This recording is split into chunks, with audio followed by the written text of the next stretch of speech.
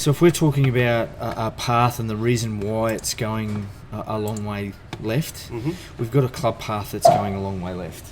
Okay, so that minus 7.5, if you can imagine that there's our target line, minus 7.5 is going off. Okay, and that's where I'm sort of lined up, is it? Oh, not so much that, it's where the path of the golf club is coming through. So yes. Gee, that's well off. it's a little bit left of what we'd like, yes. So, and then we have, when we talk about attack angle, that's basically the angle that the club comes down at this way.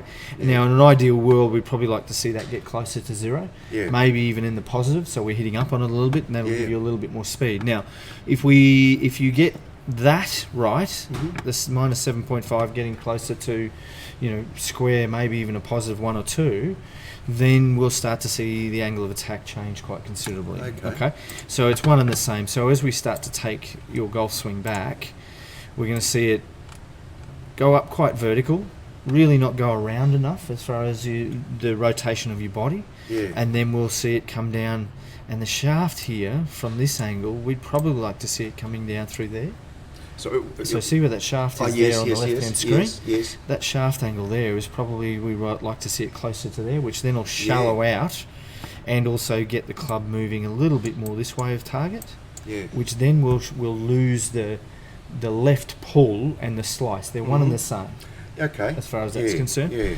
And then we can start to see you get a little bit more ball speed, not so much more club head speed. You'll deliver the club a little bit better, and you won't launch it so high with a lot of spin.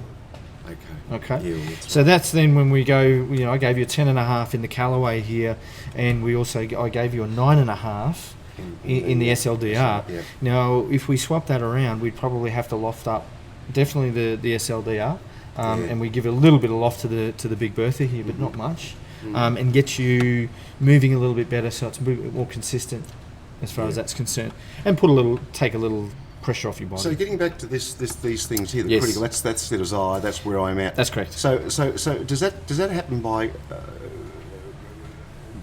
somehow starting my swing?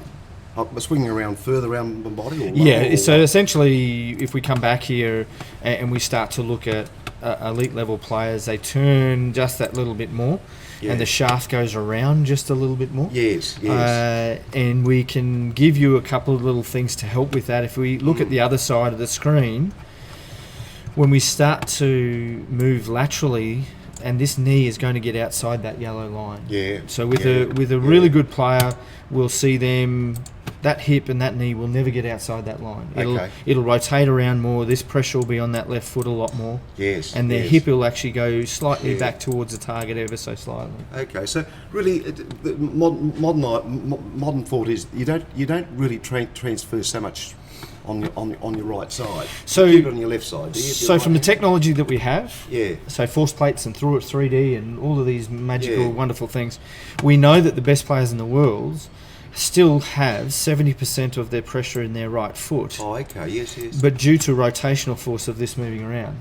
So if I get you to stand there and the centre of mass stays in the same place, and you move your arms, the pressure will move into your right foot whether you like it or not. I see. But the image in our head and what we've been told is to move over your right side.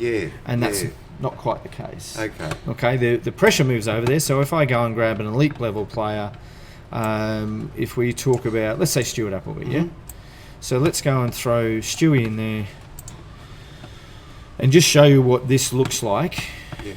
We've got a little bit more pressure there at the start.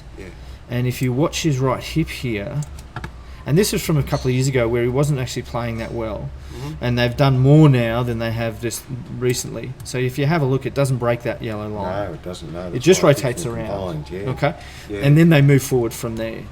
And even now, Stewie's actually even better again because he doesn't move his head position up and back. It stays there. So when we start looking at then, if we go to somebody like a Kevin Streelman, and he's won how many times now? Recently, he's won two or three times on the US Tour. So all the information that we have shows that Kevin Streelman, at address, this is his weights, his pressure's about 54% on his left foot. And as he starts to take this back, he'll only get, at the top of his backswing, he's only got roughly 55% on his right side.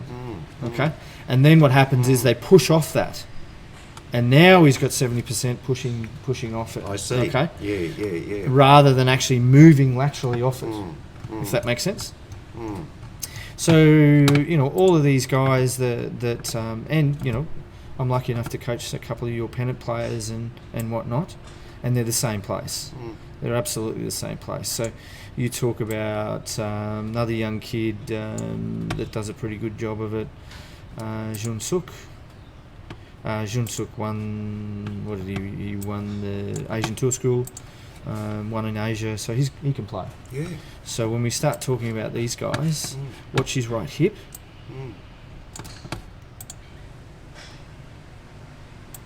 Yeah, there's no movement outside the There's line. no movement outside. He's well within constraints.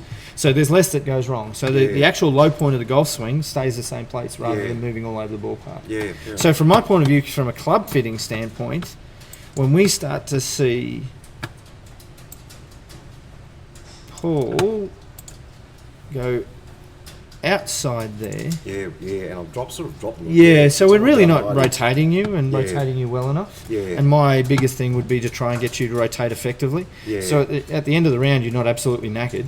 That's right. And then you go from there. Huh? Yeah. Does that make sense? Yep.